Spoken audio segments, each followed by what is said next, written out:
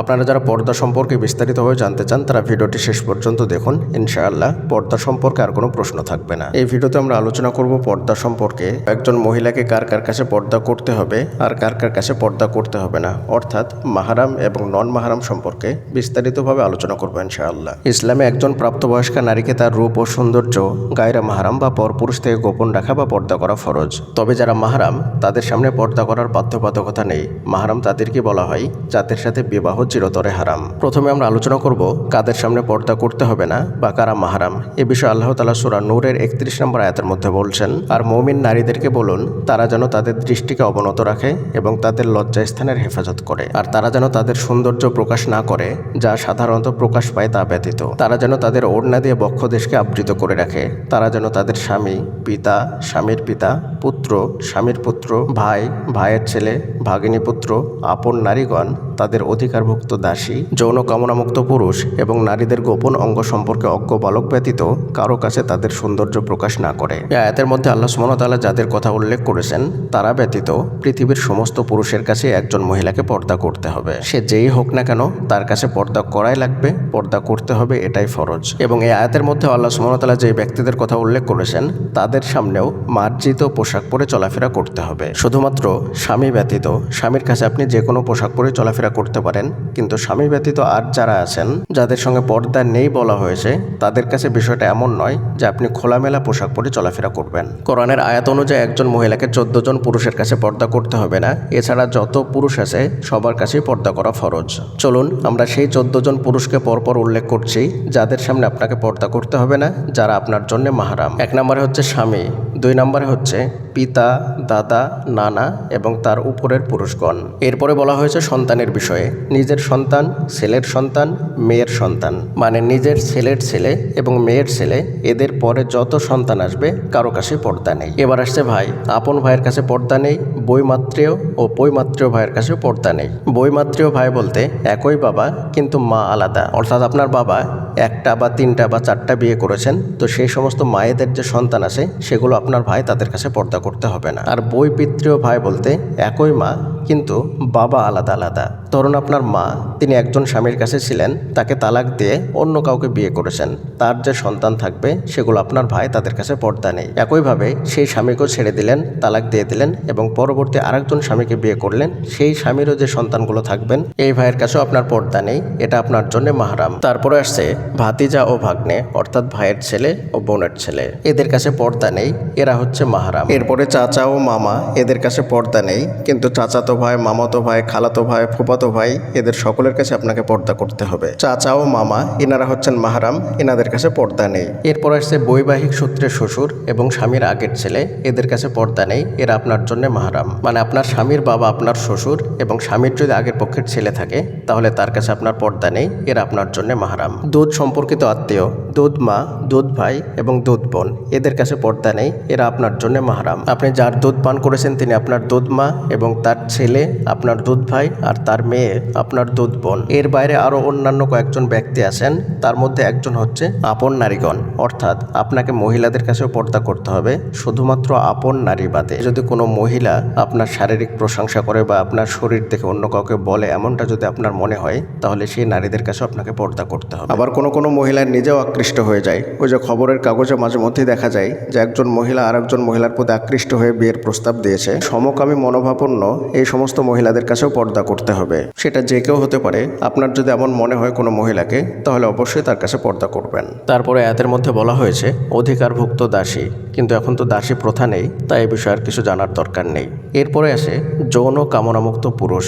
যৌন কামনামুক্ত পুরুষ বলতে এমন বৃদ্ধ যার আর যৌন কামনা নেই, যার শারীরিক কোনো সক্ষমতা নেই, যৌন বিষয়ে তার আর কোনো আকাঙ্ক্ষা নেই, এমন পুরুষদের কাছে পর্দা করতে হবে না। এবং নারীদের গোপন অঙ্গ সম্পর্কে অজ্ঞ বালক, অর্থাৎ এমন বালক যাদের এখনো জ্ঞান হয়নি নারীদের গোপন অঙ্গ সম্পর্কে, তাদের কাছে পর্দা করতে হবে না। একদম ছোট বাচ্চা, 2-3 বছর বা 4 বছর বয়স, এই সমস্ত বাচ্চাদের তো আর নারীদের গোপন অঙ্গ সম্পর্কে কোনো জ্ঞান থাকে না, তাই তাদের কাছে পর্দা করা লাগবে না। কিন্তু আপনার যদি কোনো বাচ্চাকে মনে হয় যে না, তার বয়স কম হওয়া সত্ত্বেও তার নারীদের গোপন অঙ্গ সম্পর্কে জ্ঞান আছে, তাহলে অবশ্যই তাকে দেখে আপনাকে পর্দা করতে হবে। এই 14 জন ব্যক্তি বাদে আপনাকে সবার কাছে পর্দা করতে হবে, সবার কাছে পর্দা করা ফরজ। ফরজ। এছাড়া আল্লাহ সুবহানাহু ওয়া তাআলা সূরা আহজাবের ৩২ নম্বর আয়াতের মধ্যে বলছেন, মহিলারা যেন কোনো পরপুরুষের সঙ্গে কোমল ভাষায় কথা না বলে, কারণ যাদের অন্তরে ব্যাধি আছে তারা প্রলুব্ধ হবে কোমল কথাবার্তা শুনে, আর তোমরা উত্তম কথাবার্তা বলো। ব্যাধি বলতে যাদের অন্তর খারাপ, যাদের অন্তর সবসময় খারাপ চিন্তা ভাবনা নিয়ে ঘোরে, তাদেরকে ব্যাধি অন্তর বলা হয়েছে। এখন আপনি তো জানেন না যে কার অন্তরে ব্যাধি আছে,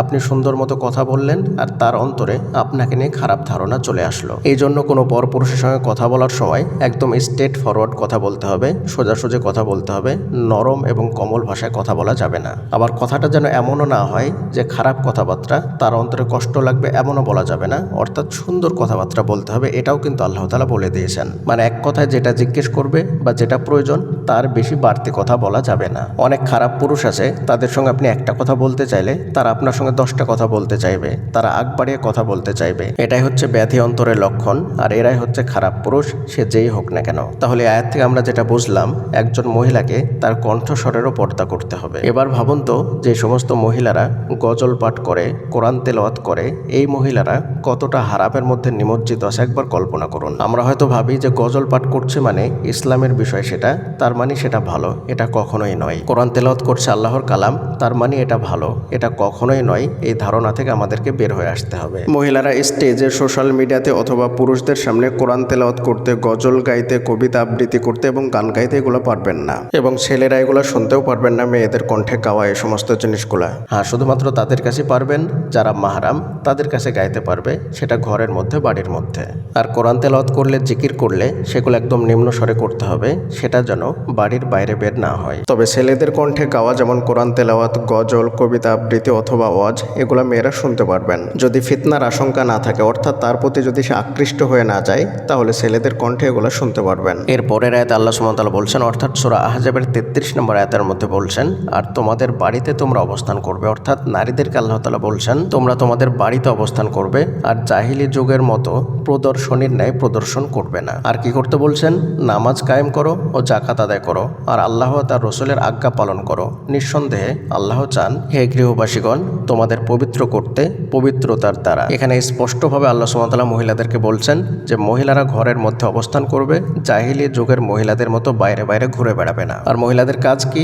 নামাজ পড়বে, জাকাত দেবে এবং রাসূলুল্লাহ সাল্লাল্লাহু আলাইহি ওয়াসাল্লাম ও আল্লাহ তাআলার আদেশগুলোকে পালন করবেন। এরপর আল্লাহ সুবহানাহু ওয়া তাআলা বলছেন যে তোমাদেরকে পবিত্রতার দ্বারাই পবিত্র করতে চাই। অর্থাৎ আল্লাহ তাআলা এই আয়াতের পূর্বে যে কাজগুলো বললেন এগুলো হচ্ছে পবিত্র কাজ, আর এগুলোর বাইরে যে কাজগুলো আছে, অর্থাৎ বাইরে বের হওয়া, জাহিলি যুগের মতো প্রদর্শন করা, এগুলো হচ্ছে অপবিত্র কাজ। তাহলে আয়াত দ্বারা স্পষ্টভাবে বোঝা যাচ্ছে কোনো মহিলা বিনা কারণে বাইরে পর্দার সহিত ঘুরতে পারবে না, অর্থাৎ পর্দা করে আপনি বাইরে যেতে পারবেন না, আপনাকে ঘরে অবস্থান করতে হবে।